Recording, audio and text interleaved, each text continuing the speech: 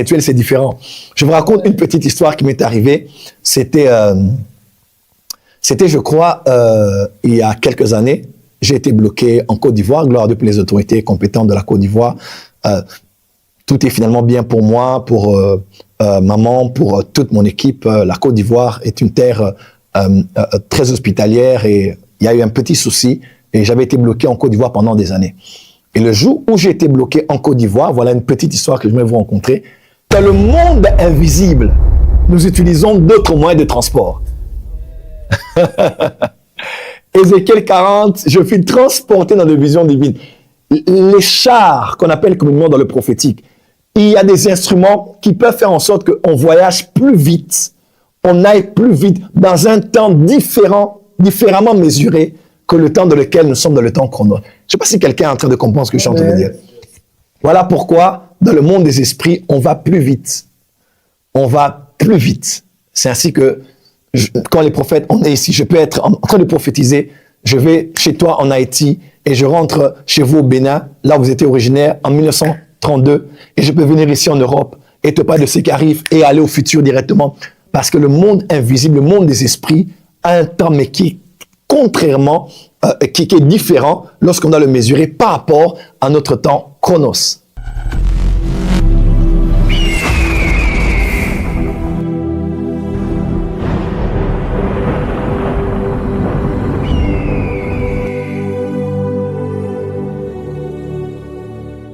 Était dans le monde invisible.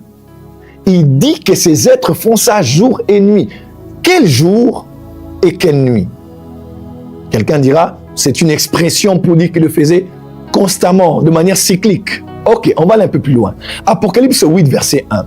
Quand il ouvrit le 7e sceau, il eut dans le ciel un silence d'environ une demi-heure.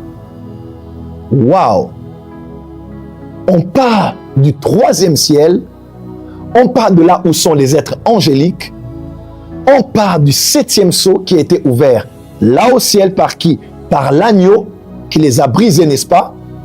Là, nous sommes dans Apocalypse chapitre 6, verset 1, qu'il a commencé à ouvrir les sceaux après l'adoration de l'agneau, que l'on voit dans le chapitre 5, dans le chapitre 4, lorsqu'il est emmené au ciel, monte ici, n'est-ce pas? Et chapitre 3 et 2, on parle de cette église, et chapitre 1, où il y a la révélation de Jésus.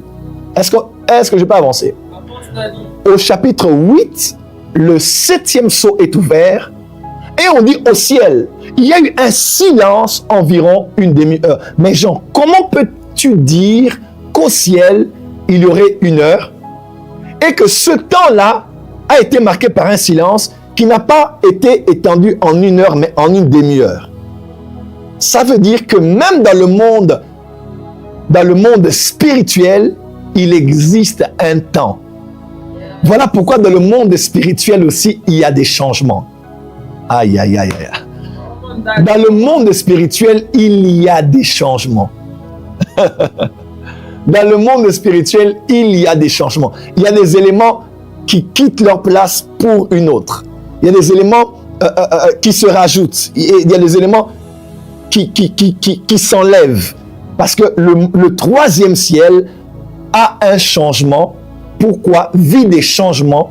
Pourquoi? Parce que le 3e ciel a aussi un temps.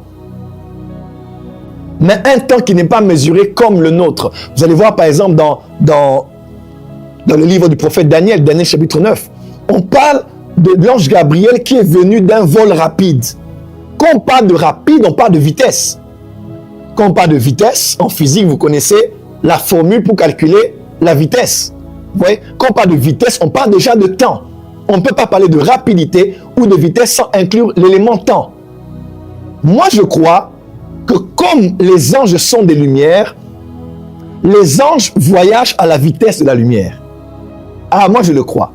Matthieu, ça c'est ce que je crois. Matthieu 18 dit, vous devez savoir, les anges ont été créés par Dieu et sont au service de Dieu. Right? Là, on est dans Hébreux 1, verset 14, je crois. Qui sont-ils? Ce sont des esprits au service de Dieu, envoyés pour rendre ministère auprès de ceux qui doivent hériter du salut. Les anges sont au service de Dieu. pas à notre service. Voilà pourquoi nous ne prions pas les anges, invoquons pas les anges, nous n'envoyons pas les anges. Donc les anges sont les anges de Dieu. Psaume 91, quand vous lisez, on dit, il ordonnera à ses anges, n'est-ce pas, de vous porter afin que votre pied ne heurte contre une pierre. Donc les anges ont été créés par Dieu, sont au service de Dieu, et ce sont ses anges. Mais dans le Matthieu 18, vous allez voir quelque part, Jésus dit, gardez-vous de mépriser ces plus petits, parce que leurs anges voient continuellement la face de mon Père qui est dans les cieux. Waouh! Comment alors un ange est avec moi et il voit la face de mon Père qui est dans les cieux? Moi, je crois que c'est par la vitesse lumière. Donc, mon ange peut être ici et il va là-bas et il revient ici. Parce qu'il voyage à la vitesse de la lumière. Ça, c'est ce que moi, je crois en tout cas. Donc, dans le monde des esprits, dans le monde spirituel, il y a aussi un temps. Voilà pourquoi, quand tu dors et que tu entres dans le monde des esprits, dans le monde spirituel, tu peux voir des choses qui peuvent prendre dans le temps chronos quelques minutes pour être expliquées.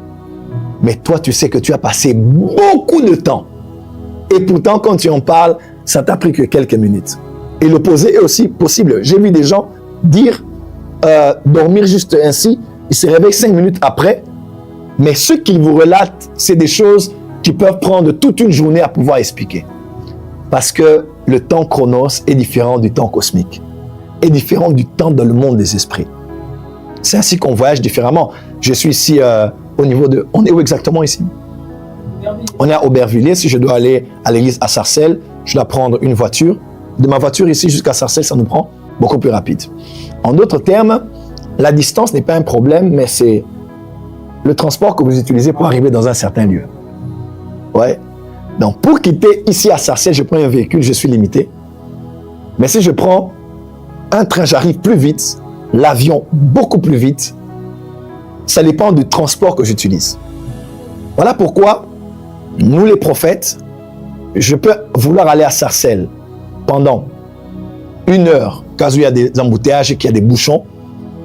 Mais si j'entre dans le monde des esprits et que je commence à prophétiser maintenant, je peux aller à Sarcelles, entrer dans une maison, voir les parents, voir ceux qui y a dans la casserole, voir ceux qui y a sous le lit, voyez-vous, voir ceux qui y a à l'arrière de la maison, voir la maison des voisins et revenir ici et vous le dire en quelques secondes. Je suis actuellement à Sarcelles, je suis actuellement en Haïti, je suis actuellement ceci. Comment j'ai pu arriver là, sans voiture ni avion, mais parler aussi rapidement comme si j'y étais à l'instant même? C'est parce que dans le monde invisible, nous utilisons d'autres moyens de transport. Ézéchiel 40, je fus transporté dans des visions divines. Les chars qu'on appelle communément dans le prophétique, il y a des instruments qui peuvent faire en sorte qu'on voyage plus vite, on aille plus vite dans un temps différemment mesuré que le temps dans lequel nous sommes dans le temps chrono. Je ne sais pas si quelqu'un est en train de comprendre ce que je suis en train de dire. Voilà pourquoi, dans le monde des esprits, on va plus vite. On va plus vite. C'est ainsi que, quand les prophètes, on est ici, je peux être en train de prophétiser, je vais chez toi en Haïti et je rentre chez vous au Bénin, là où vous étiez originaire, en 1932, et je peux venir ici en Europe et te parler de ce qui arrive et aller au futur directement. Parce que le monde invisible, le monde des esprits, a un temps, mais qui est contrairement, qui est différent lorsqu'on doit le mesurer par rapport à notre temps chronos. Alléluia. Alléluia. Quelqu'un peut dire avec moi le temps cosmique. Quelqu'un peut dire le temps dans le monde des esprits. Voilà pourquoi je prie pour toi dans le nom de Jésus. Tu peux être limité par ta voiture, être limité par ton avion, mais dans le monde spirituel, c'est différent. Je vous raconte une petite histoire qui m'est arrivée. C'était, je crois, il y a quelques années. J'ai été bloqué en Côte d'Ivoire, gloire à Dieu pour les autorités compétentes de la Côte d'Ivoire. Tout est finalement bien pour moi, pour maman, pour toute mon équipe. La Côte d'Ivoire est une terre très hospitalière et il y a eu un petit souci et j'avais été bloqué en Côte d'Ivoire pendant des années. Et le jour où j'ai été bloqué en Côte d'Ivoire, voilà une petite histoire que je vais vous rencontrer, j'étais déjà prêt pour le programme où j'avais été invité.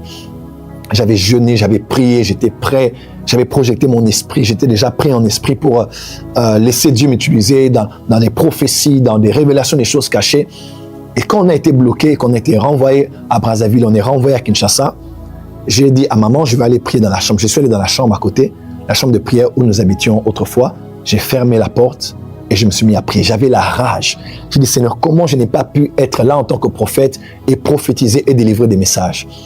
Et quand je suis entré en prière, j'avais tellement la rage de ce programme, mon esprit a été emmené en Côte d'Ivoire, a été emmené là où se tenait le programme, a été emmené dans la salle où se tenait le programme à l'instant où j'étais en train de prier.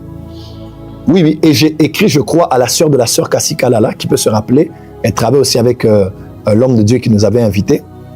J'ai contacté peut-être une ou deux autres personnes et j'ai dit, je suis en train de voir actuellement une personne, elle peut se rappeler, c'est la sœur de la sœur Kassi Kalala. J'ai dit, actuellement, je suis en train de voir une personne maintenant là qui se trouve dans les lieux.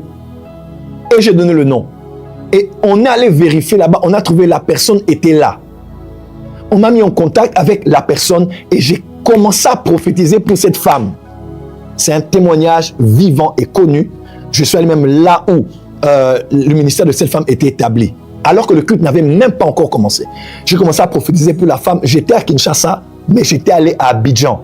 Donc, pas moins de prendre les avions, le Saint-Esprit, alléluia, peut prendre l'esprit d'un prophète et l'emmener quelque part. J'ai commencé à... J'ai même donné le détail sur quelqu'un d'autre. On a dit, mais le frère n'est pas là. Et j'ai commencé à parler. Et c'est toute ma vie, ceux qui suivent nos services prophétiques savent qu'il n'y a pas de limite dans le monde spirituel. Voilà pourquoi il est écrit, il envoie sa parole et sa parole court avec vitesse. Alléluia. Ainsi, je décrète et déclare sur ces plus de 500 personnes connectées en ligne maintenant que la parole aille avec vitesse, que les portes fermées puissent s'ouvrir, que les portes ouvertes par l'ennemi soient fermées, que les ennemis qui se sont levés tombent devant vous, que Dieu pourvoie à tous vos besoins, que la parole court avec vitesse dans un temps record à la vitesse de la lumière et même bien au-delà, et que Dieu te donne ce pourquoi tu as dit Amen maintenant. Si tu le crois, acclame très fort pour le Seigneur et reçois-le dans le nom suprême et glorieux de Jésus.